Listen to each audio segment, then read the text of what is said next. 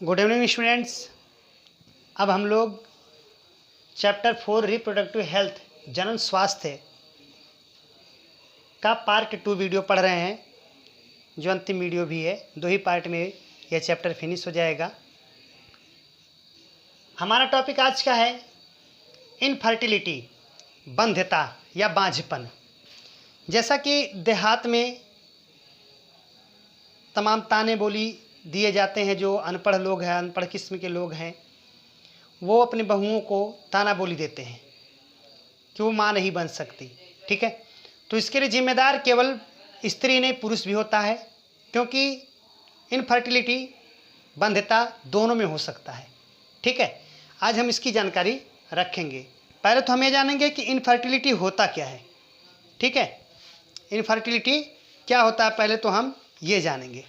ठीक, तो ध्यान से सुनिएगा मेरी बात को कि इनफर्टिलिटी होता क्या है।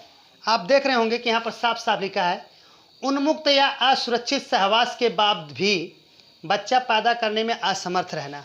यानी कि चाहकर, उन्मुक्त मतलब चाहकर भी, और असुरक्षित सहवास यानी कि न चाहते हुए भी, दोनों कंडीशन में बच्चा पैदा करने में असक्षम रहना, यानी बच्चा पैदा हो ही ना।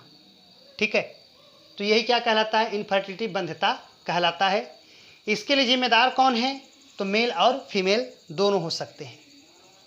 कभी कभी दोनों में प्रॉब्लम होती है, कभी मेल में प्रॉब्लम हो सकती है तो कभी फीमेल में। ठीक है, जैसे मेल में उनका स्पर्म एक्टिव नहीं हो सकता है। ठीक है, सक्रिय नहीं हो सकता है उनका स्पर्म ही। ठीक, तो उसको सक्रिय बनाया जा सकता है, ये आगे हम आपको पढ़ाते हैं अभी। और फीमेल में उसके जो रिप्रोडक्टिव ऑर्गन्स हैं वो कोई डिस्टर्ब हो सकता है। फैलोपियन ट्यूब डिस्टर्ब हो सकता है, ओवरी डिस्टर्ब हो सकता है, यूटेरस डिस्टर्ब हो सकता है, या स्वयं अंडाणु ही डिस्टर्ब हो सकता है। तो ऐसी परिस्थिति में जो है वो माँ नहीं बन सकती, चाहे वो फीमेल के द्वारा दोष हो चाहे मेल के द्वारा दोष हो। ठीक है, तो अब हम लोग, क्या इसका कोई उपाय भी है? जी हाँ, साइंस इतना डेवलप कर चुका है कि इससे संबंधित हर एक रोग का उपाय है। कुछ लोग घबरा जाते हैं, सही जगह नहीं पहुंच पाते हैं। डॉक्टर्स, अच्छे जो जानकार डॉक्टर्स होते हैं वो इसका इलाज कर देते हैं, घबराने की जरूरत नहीं होती है। ठीक है, चलिए जानते हैं असिस्टेड रिप्रोडक्टिव टेक्नोलॉजीज या art. Very important, art, ART। परीक्षा में बहुत बार पूछा है कि आर्ट का फुल फॉर्म क्या है? Assisted reproductive technologies. ठीक है, थोड़ा सा मैं जब शुरू में लिखा हूँ तो उसका एक और मैंने फुल फॉर्म लिख दिया है। ठीक है, वो ये किताब में देखा हुआ भी था, लेकिन ज़्यादातर मैंने देखा यही फुल फॉर्म दिया है, तो इसलिए आप ये वाला याद रखेंगे। ठीक है ना, तो असिस्टेड रिप्रोडक्टिव टेक्नोलॉजीज आर्ट इसका फुल फॉर्म है, ध्यान रखेंगे। इसको हिंदी में कहते हैं सहायक जनन प्रौद्योगिकी। ये है क्या? कुछ विशेष तकनीकी टेक्नोलॉजी है ये, द्वारा बंध्यता रहते हुए भी बच्चा पैदा करना या बच्चा पैदा करने की युक्ति बना लेना। क्या है? सहायक जनन प्रौद्योगिकी या असिस्टेड रिप्रोडक्टिव टेक्नोलॉजीज है। यानी कि जो बंध्य हैं उनसे भी बच्चा उत्पादन करा देना, बच्चा को पैदा करा देने की तकनीकी जो है वही क्या है? असिस्टेड रिप्रोडक्टिव टेक्नोलॉजीज या ART है। ठीक है, इसमें 3 सिस्टम मैं आपको पढ़ाऊंगा, 3 टेक्नोलॉजी बताऊंगा जिससे बंधे रहते हुए भी इंसान बच्चा पैदा कर सकता है। पहली टेक्नोलॉजी है टेस्ट ट्यूब बेबी, बहुत प्रचलित है ये नाम, टेस्ट ट्यूब बेबी द्वारा, जिसमें हम 3 बात को पढ़ेंगे, जिफ्ट, IUT और सरगट मदर। ठीक है, दूसरा हम पढ़ेंगे गिफ्ट द्वारा। गिफ्ट द्वारा का मतलब ये नहीं हो किसी को गिफ्ट दे दे तो उसको बच्चा पैदा हो जाएगा। गिफ्ट द्वारा का मतलब होता है, इसको जब हम पढ़ाएंगे आपको, ठीक है, तो वहाँ समझाएंगे, आर्टिफिशियल कंसेप्शन द्वारा। ठीक है, तो 3 मेथड हैं जो क्या हैं? ART हैं। ठीक है, सहायक जनन प्रौद्योगिकी हैं जिससे बंध रहते हुए भी बच्चे को पैदा किया जा सकता है। तो चलिए अब एक एक टॉपिक का स्टडी करते हैं। टेस्ट ट्यूब बेबी में जिफ्ट, IUT और सरगोट मदर के बारे में। ठीक है, तो स्टूडेंट्स अब हम लोग टेस्ट ट्यूब बेबी क्या होता है पहले इसको जानें, उसके बाद टेस्ट ट्यूब बेबी में कौन सी टेक्निक हैं जिफ्ट, आईयूटी और सैरोगेट मदर के बारे में जानेंगे। ठीक है, तो टेस्ट ट्यूब बेबी में होता क्या है कि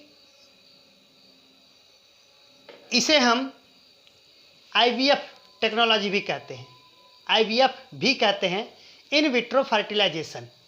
ठीक है, क्यों कहते हैं? दरअसल लैब में किसी दाम्पत्य, कोई दाम्पत्य है जैसे पति पत्नी, दाम्पत्य मतलब पति पत्नी, ठीक है, और उनमें किसी में दोष है और उनके द्वारा शिशु या बच्चा जन्म नहीं हो सकता, दोनों असक्षम हैं बच्चे को जन्म देने में। तो इस परिस्थिति में क्या करते हैं कि लैब में पति के स्पर्म्स को लेकर पत्नी के ओवम को इंजेक्शन द्वारा निकालकर, यानी कि पति का स्पर्म ले लेंगे और पत्नी के ओवम को इंजेक्शन द्वारा निकालकर लैब में टेस्ट ट्यूब में, ठीक है, दोनों को मिक्स कर देंगे, यानी कि क्या कराएंगे? फ्यूजन कराएंगे, जिससे जायगोट और जायगोट से फिर जो है जायगोट बनेगा। ठीक है, फर्टिलाइजेशन कराकर जायगोट बनाया जाएगा। अब यह दो स्थितियों में स्त्री के रिप्रोडक्टिव सिस्टम में भेज दिया जाता है। ठीक है, किन किन स्थितियों में? जब जायगोट बन जाता है तो याद कीजिए कि ब्लास्टोमियर बन रहा था, गर्भ में जायगोट जब बन जाता है तो उनमें विभाजन हो रहा था बार बार ना, तो ब्लास्टोमियर बन रहा था। जब 8 ब्लास्टोमियर की कंडीशन होगी, 8 ब्लास्टोमियर जब बने रहेंगे तो इस स्थिति में हम जिफ्ट तकनीक अपनाते हैं। जिफ्ट मतलब होता है जायगोट इंट्रा फैलोपियन ट्रांसफ़र, यानी कि जायगोट को फैलोपियन ट्यूब में ट्रांसफ़र कर देना। ध्यान रखना, नाम से स्पष्ट है, जिफ्ट। जायगोट जो बना है, जायगोट अभी टेस्ट ट्यूब में जो अभी लैब में जो जायगोट बनाया गया था, जो 8 ब्लास्टोमियर तक पहुंचा है, ऐसे जायगोट को फैलोपियन में हम डाल देंगे। अब वहाँ वह जो है मैच्योर होगा, धीरे धीरे फिर शिशु का रूप लेगा, जैसा कि पिछले चैप्टर में आप लोगों ने पढ़ा था। इम्प्लांटेशन वगैरह अब इसके बाद होगा। ठीक है ना, तो यही है जिफ्ट। टेस्ट ट्यूब बेबी में पहला टेक्निक क्या है जिफ्ट की, जिसमें कंडीशन क्या होनी चाहिए कि 8 ब्लास्टोमियर तक जो है हम जायगोट को मैच्योर करते हैं। ठीक है, दूसरा होता है आईयूटी इंट्रा यूटेराइन ट्रांसफ़र, यानी कि जब 8 ब्लास्टोमियर से ज़्यादा ब्लास्टोमियर बन जाएं तो इस स्थिति में हम intra uterine transfer system, uterine से स्पष्ट हो गया, गर्भाशय में ले जाकर, अब वहाँ सीधे क्या होगा? इम्प्लांटेशन होगा। ठीक है ना, तो ये इन दो सिस्टम से हम टेस्ट ट्यूब बेबी का इस्तेमाल करते हैं और यह बहुत ही सफल और बहुत ही अच्छा तरीका माना जाता है और सुरक्षित भी। ठीक है ना, जिससे एक बंध्य माता पिता से संतान उत्पन्न कराया जा सकता है। ये बहुत ही बढ़िया टेक्निक है। ठीक, आए बात समझ में? चलिए अब बताते हैं GIFT गिफ्ट द्वारा। ठीक है ना, तो गिफ्ट द्वारा यानी GIFT गिफ्ट क्या है और कैसे इसके द्वारा एक बंध्य माता पिता को उनको संतान पैदा करने योग्य बनाया जा सकता है। ठीक है, सॉरी, गिफ्ट द्वारा बाद में अभी हमारा एक टॉपिक छूट रहा था टेस्ट ट्यूब बेबी में, सैरोगेट मदर। सैरोगेट मदर क्या होती है? जब स्त्री में इम्प्लांटेशन की क्षमता ना हो। इम्प्लांटेशन तो आप जानते हैं, पिछले क्लास में पढ़े हैं आप, सॉरी पिछले चैप्टर में।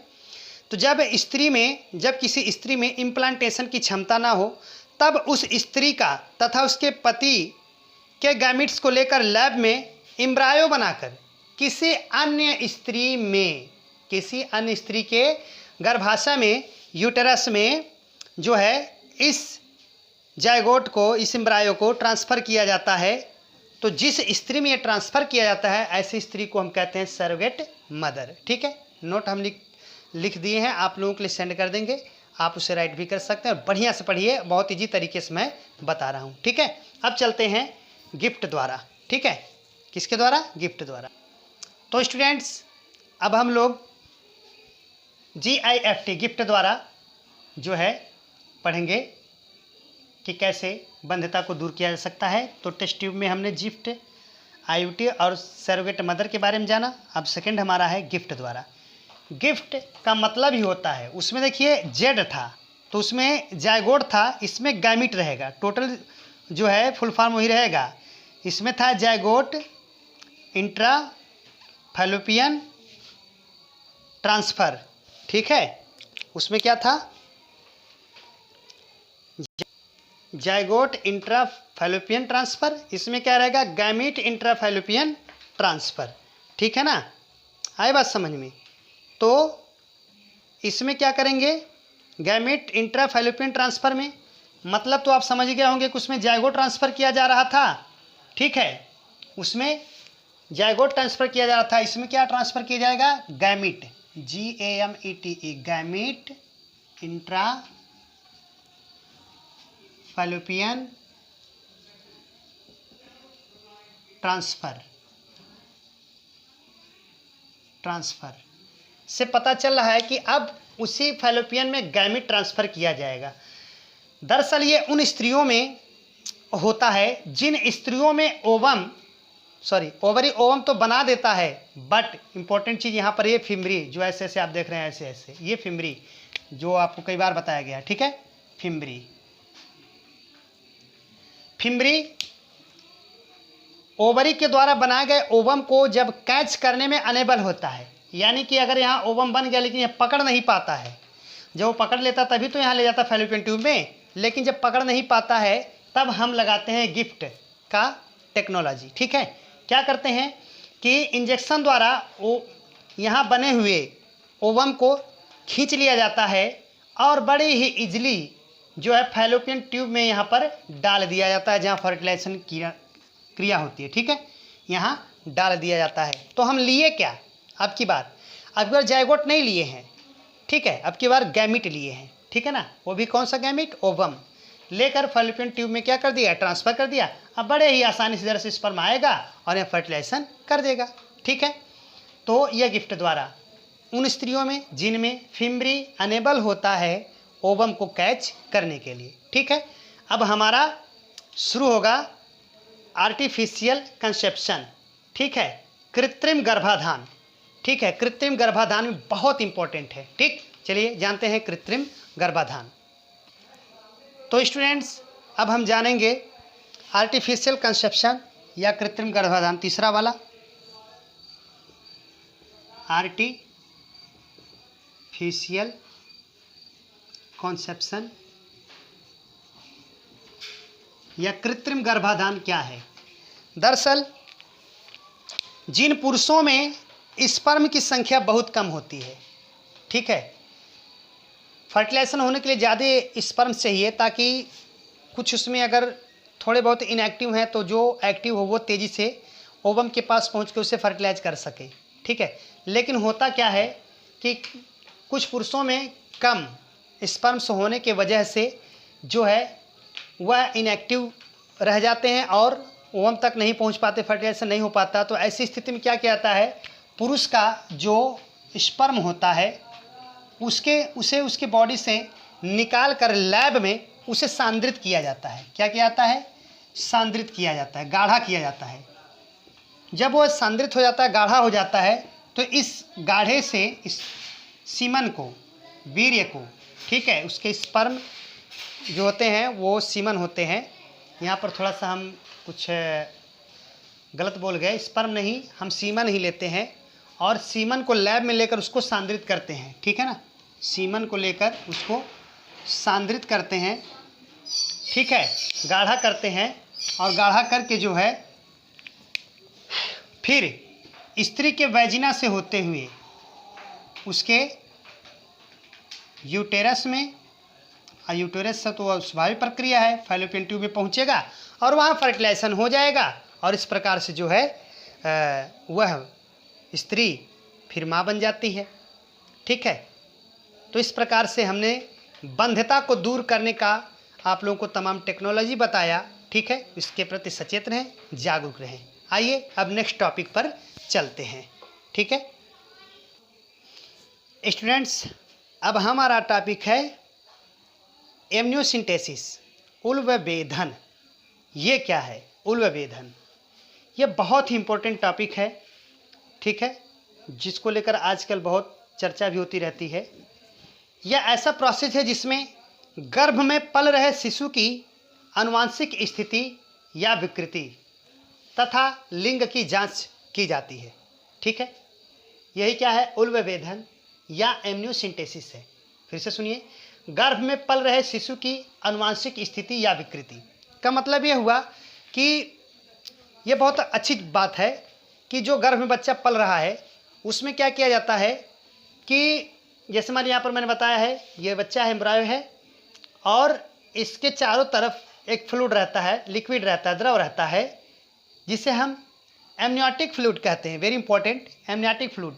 इस एमनियोटिक फ्लूइड में शिशु के कुछ सेल्स तैरते रहते हैं। ठीक है, एम्ब्रायो सेल्स इसमें तैरते रहते हैं, शिशु के कुछ सेल्स तैरते रहते हैं जिनसे शिशु का शरीर बना है, या समझ लीजिए शिशु के शरीर का ही वो सेल्स होता है। ठीक है, जिसको इंजेक्शन द्वारा निकाल लिया जाता है। ठीक है, और निकाल कर क्या किया जाता है, उसमें लैब में नंबर ऑफ क्रोमोसोम्स का स्टडी करते हैं, यानी क्रोमोसोम्स की संख्या का अध्ययन करते हैं। और आप लोग हो सकता है पढ़े हों, नहीं पढ़े होंगे तो हो सकता है हम लोग पढ़े भी आगे। तो जब क्रोमोसोम्स, जो कि मानव में 46 होता है, संख्या में 23, जोड़ी में 23 जोड़ी और संख्या में 46 में अगर गुणसूत्र घटा है तब भी उसके अंदर जेनेटिकल प्रॉब्लम आता है, आनुवंशिकी प्रॉब्लम आता है, आनुवंशिक रोग से वो ग्रसित हो जाता है। और अगर क्रोमोसोम की संख्या बढ़ भी गई है तभी वो आनुवंशिक रोग से पीड़ित हो जाता है। ठीक है, तो आनुवंशिक रोग से पीड़ित ना होने पाए इसलिए हम क्या करते हैं, गर्भ में पल रहे शिशु की आनुवंशिक स्थिति का पता करते हैं। किस सिस्टम से, एमनियोसिंटेटिक सिस्टम से।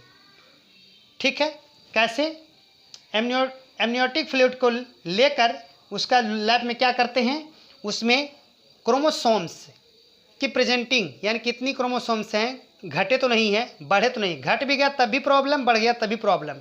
ठीक है, तो आनुवंशिक रोग उसमें उत्पन्न हो जाता है जिसे सुधारा जा सकता है। अच्छी बात तो एक, जिसे सुधारा जा सकता है, लेकिन ये तभी हो सकता है सुधारने की प्रक्रिया जब हम एमनियोसिंटेसिस करा लें। ठीक है, आए बात समझ में। तो यह बहुत ही इम्पोर्टेंट है। लेकिन दूसरा जो होता है वो नहीं कराना चाहिए, जिसे कहते हैं लिंग की जांच। ये भी एमनियोसिंटेसिस में आता है, जो बार बार मैं बता रहा हूँ कि यह जो है इलीगल है, अपराध है एक। क्योंकि कुछ दाम्पत्य ऐसे होते हैं जिनको पता चल जाता है कि पत्नी के पेट में जो बच्ची पल रही है वो लड़की है, जो शिशु है वो लड़की है, तो उसको गर्भपात करा देते हैं, उसको जो है अबॉर्शन करा देते हैं, जो कि एक अपराध है। ऐसा नहीं होना चाहिए, इससे लड़कियों की संख्या घट जाती है। ठीक है, लिंगानुपात बराबर रहना चाहिए। ठीक, तो लिंग की जांच भी इसी एमनियोसिंटेसिस में होती है, जो पूर्ण रूप से अब फुली गवर्नमेंट ऑफ इंडिया द्वारा बैन कर दिया गया है कि कोई भी लिंग की जांच नहीं करा सकता। जब अस्पताल में आप जाएंगे तो देखेंगे भी कि जो है वहाँ पर लिखा रहता है कि यहाँ पर लिंग की जांच नहीं होती। ठीक है, या लिंग की जांच करना और करवाना दोनों अपराध है। ठीक, तो यह होता है एमनियोसिंटेसिस। ठीक है, तो दो बातों का हम लोग इसमें नॉलेज लेते हैं। लिंग की जांच करते हैं, और लिंग की जांच करते कैसे हैं, जो सेल लिया जाता है, उन्हीं सेल में जो है हम क्रोमोसोम्स का स्टडी करते हैं।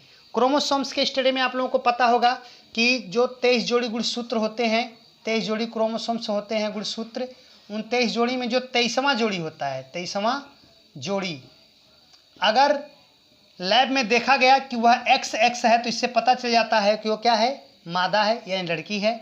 और अगर 23वां जोड़ी XY है तो ये पता चल जाता है कि वह लड़का है। ठीक है, इसलिए जो है इसे कहते हैं लिंग की जांच, जो किसके अंतर्गत है, एमनियोसिंटेसिस उल्बेधन के अंतर्गत है, जो कि कराना नहीं चाहिए और करना भी नहीं चाहिए। ठीक है, आई बात समझ में। तो ये होता है, इसका मतलब उल्बेधन का दो मुख्य उद्देश्य होता है, गर्भ में पल रहे शिशु की आनुवंशिक स्थिति या विकृति की जानकारी लेना तथा लिंग की जांच करना। ठीक है, अब हम नेक्स्ट टॉपिक पर चलते हैं। स्टूडेंट्स, अब हमारा टॉपिक है वेरी इंपॉर्टेंट STD या सेक्सुअल ट्रांसमिटेड डिसीजेज। इसका भी फुल फॉर्म कई बार पूछा है, और इसको जाने यौन संचरित रोग हिंदी में कहेंगे। ये होता क्या है, STD, सेक्सुअली ट्रांसमिटेड डिसीजेज। ठीक है, ऐसे रोग जो सेक्स, देखिए ध्यान से, ऐसे रोग जो सेक्स के समय मेल और फीमेल में ट्रांसफ़र होते हैं। ठीक है, फिर से देखें, ऐसे रोग जो मैथुन के समय, सेक्स के समय मेल और फीमेल में ट्रांसफ़र होते हैं, ऐसे रोग कहलाते हैं यौन संचरित रोग। ठीक है, यानी कि जब सेक्स होता है, जब स्त्री और पुरुष से परस्पर मैथुन क्रिया करते हैं, तो उस समय कुछ जो है बैक्टीरिया या वायरस हो सकते हैं जो दोनों में ट्रांसफ़र हो सकते हैं, जिससे तरह तरह की बीमारियां उत्पन्न हो सकती हैं। ठीक है, चूँकि यह यौन से संबंधित रोग है और यौन में संचरित हो रहा है, इसलिए इस रोग का नाम ही है यौन संचरित रोग या सेक्सुअली ट्रांसमिटेड डिसीजेज। ठीक है, तो चलिए, यह दोनों द्वारा होता है, बैक्टीरिया के द्वारा भी और वायरस के द्वारा भी। ठीक है, तो चर्चा करते हैं कि बाय बैक्टीरिया से कौन कौन से रोग होते हैं। पहला रोग होता है गोनोरी। यह पुरुषों में होने वाला रोग है, जिसका बैक्टीरिया होता है नाइजीरिया गोनोरी। ठीक है, दिमाग में रखें, इसका पैथोजन है नाइजीरिया गोनेरी। पैथोजन मतलब रोग कारक। ठीक है, ये क्या करता है, ये गोनोरी, ये पुरुषों के पेनिस में होने वाला रोग है, जिसमें संक्रमण कर देता है नाइजीरिया गोनेरी, और इसका लक्षण होता है मूत्र के समय जलन होना। ठीक है, बहुत ज़्यादा परीक्षा में ये पूछता है कि गोनोरिया रोग का रोग कारक कौन है, तो बोलेंगे नाइजीरिया गोनेरी। ठीक है, और ये भी क्या है, जीवाणु है। या कभी कोई परीक्षा में पूछता है कि सेक्सुअली ट्रांसमिटेड या यौन संचित रोग, किसी एक ऐसे यौन संचित रोग का नाम बताएं जो बैक्टीरिया द्वारा होता है। तो यहाँ पर आपने देखा कि एक रोग तो यहाँ पर गोनेरिया है, दूसरा सिफिलिस है, इसके अलावा और भी होते हैं, लेकिन इंपॉर्टेंट जो है आपको परीक्षा में ज़्यादातर पूछे क्वेश्चन, इसको मैं बता रहा हूँ। गोनेरिया रोग है, इसका पैथोजन है नाइजीरिया गोनेरी, और इस रोग का लक्षण है मूत्र त्याग के समय जलन होना। जल्दी ये लक्षण पूछता नहीं, लेकिन जानकारी रखना जरूरी है। और दूसरा रोग है सिफिलिस। ठीक है, दूसरा रोग है सिफिलिस, और इसका रोग कारक या पैथोजन है कौन बैक्टीरिया, ट्रिपोनिमा पैलिडम। याद रखेंगे, ट्रिपोनिमा पैलिडम इसका क्या है, इसका पैथोजन है, रोग कारक है। और इस रोग का लक्षण क्या है, जननांगों पर घाव, जो जननांग होते हैं, ठीक है, उस पर क्या आ जाएगा, घाव जैसा, जख्म जैसा निशान दिखेगा और छाले पड़ जाएंगे। ठीक है, छाले पड़ जाएंगे। तो ये दो मुख्य रोग हैं बाय बैक्टीरिया से जो यौन संचित रोग करते हैं। कौन कौन से रोग, गोनेरिया और सिफिलिस। ठीक है, अब हमारा जो है दूसरा है बाय वायरस। वायरस से तो तमाम रोग होते हैं, जैसे आप तो बहुत प्रचलित रोग के बारे में तो जानते ही हैं, एड्स, जिसका वायरस होता है HIV। इसके फुल फॉर्म के बारे में कोई संशय नहीं होना चाहिए, क्योंकि आप कई बार पढ़े हैं, फिर भी मैं बता देता हूँ, एक्वायर्ड इम्यूनो डिफिशियंसी सिंड्रोम, और इसके HIV का फुल फॉर्म होता है ह्यूमन इम्यूनो डिफिशियंसी वायरस। ठीक है, अब एड्स रोग करने वाला कौन होता है, HIV, वायरस है, चूँकि वायरस के द्वारा हो रहा है। ठीक है, तो HIV क्या करता है, मानव के बॉडी में पहुँचकर, हमारे बॉडी में ब्लड में दो प्रकार की मुख्य सेल्स रहती हैं। ठीक है ना, एक को कहते हैं हेल्पर टी या टी लिम्फोसाइट्स, ध्यान रखेंगे, हेल्पर टी या टी लिम्फोसाइट्स, और दूसरी होती है बी लिम्फोसाइट्स। मैं आपको बता रहा हूँ कि HIV कैसे बॉडी में हमारे अटैक करता है। ठीक है, तो ये क्या करता है कि हेल्पर टी जितने भी बाहर से रोग कारक आते हैं उसको पहचानने का काम करता है, और पहचान कर यह सूचना देता है बी लिम्फोसाइट्स को। ठीक है, ताकि बी लिम्फोसाइट उसके अगेंस्ट जो है एंटीबॉडी बना सके, और वह एंटीबॉडी उसे नष्ट कर देगा जो उसकी बॉडी में रोग करने आया है। ठीक है, आई बात समझ में।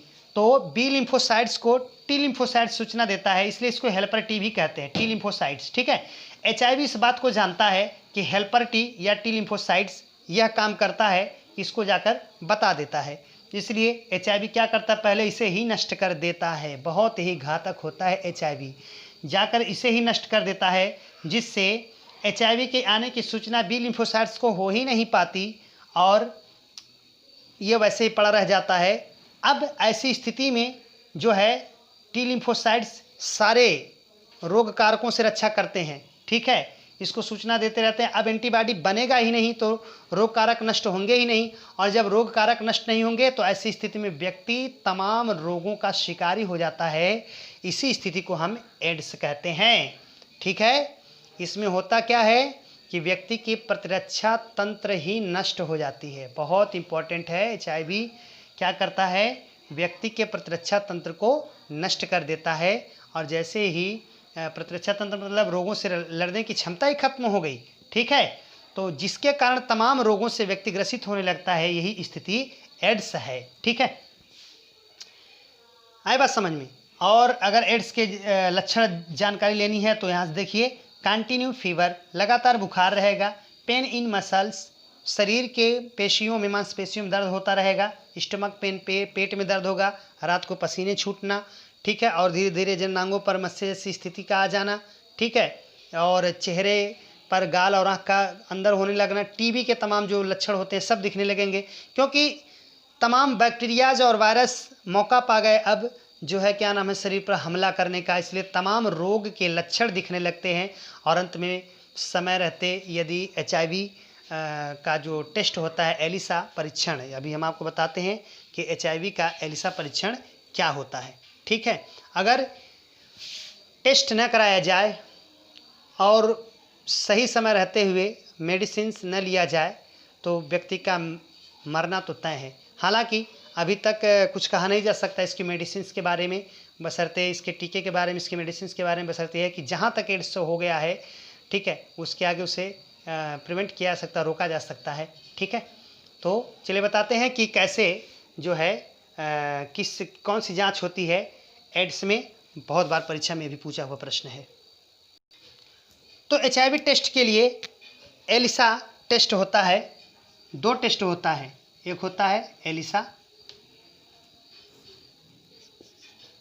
पहला होता है एलिसा,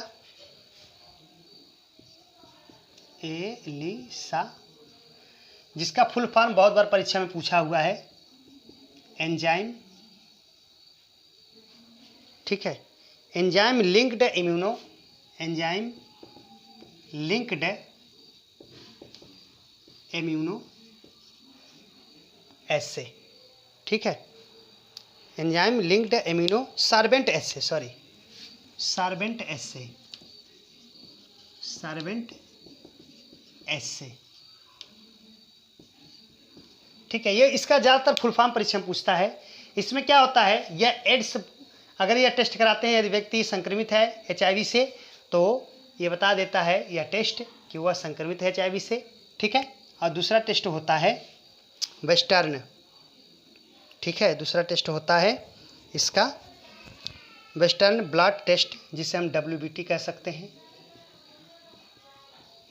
वेस्टर्न ब्लड टेस्ट, ठीक है। ये दोनों टेस्ट ज़्यादातर एलिसा टेस्ट ही किया जाता है ये, ठीक है, एड्स HIV की जांच के लिए, एड्स की जांच के लिए, ठीक।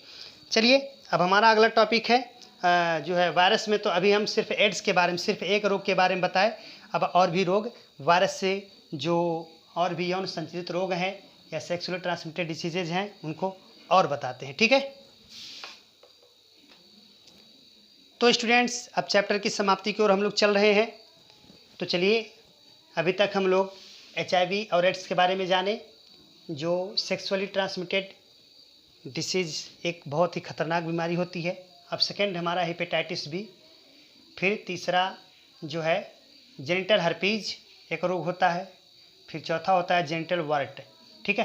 तो हेपेटाइटिस बी का पैथोजन है हेपेटाइटिस बी वायरस, जो इसका नाम है वही वायरस का भी नाम है। और इस रोग का जो पहचान है लगातार ज्वर, थकान, पेट में दर्द, ठीक है। अगला है जेनिटल हर्पीज, इसके वायरस का नाम है टाइप 2 हर्पीज सिंप्लेक्स वायरस, ठीक है। ये इसका पैथोजन है, इस रोग का पैथोजन है। और इस रोग के लक्षण जननांगों पर छाले पड़ जाना, दर्द होना, ज्वर आदि, ठीक है। और लास्ट है जेनिटल वार्ट, इसका जो पैथोजन है वो है ह्यूमन पैपिलोमा वायरस, ठीक है, HPV, ठीक है ना, याद रखिएगा, genital ward human papilloma virus. इसका जो लक्षण होता है वो पुरुषों के पेनिस पर मस्से आ जाएंगे और स्त्रियों के लेबिया मेजोरा जो है लेबिया मेनोरा के बारे में आप लोगों को, बाह्य जननांग होते हैं, स्त्रियों के लेयर्स जो होते हैं बाह्य जननांग होते हैं, लेबिया, वेजिना और यूटेरस में मस्से आ जाते हैं जो फूट जाते हैं, तो काफ़ी दर्द होता है और यह रोग बढ़ता भी है फूटने के बाद, ठीक है। तो ये सब जितने भी रोग हैं ये यौन संचरित रोग हैं जो व्यक्ति को मैथुन करते समय जो है क्या नाम है फैलते हैं, ठीक है। तो इस तरह से चैप्टर आपका समाप्त हुआ। उम्मीद करता हूँ कि आपको मेरा वीडियो और मेरी पढ़ाई हुई बातें समझ में आई होंगी, पसंद आया होगा। यदि पसंद आया होगा तो मेरे वीडियो को लाइक शेयर कमेंट करें, और जो है सब्सक्राइब नहीं किया तो सब्सक्राइब कर लें अनिल सोनी चैनल, और बेल आइकन ज़रूर दबा दें इस तरह से बायोलॉजी को समझने के लिए, ठीक है। और किसी प्रकार की हेल्प की ज़रूरत है तो फिर से बता दूं, 9919326547 मेरा पर्सनल व्हाट्सएप नंबर है। इस पर आप हमसे अपनी क्वेश्चन पूछ सकते हैं और नोट मंगा सकते हैं। Thank you.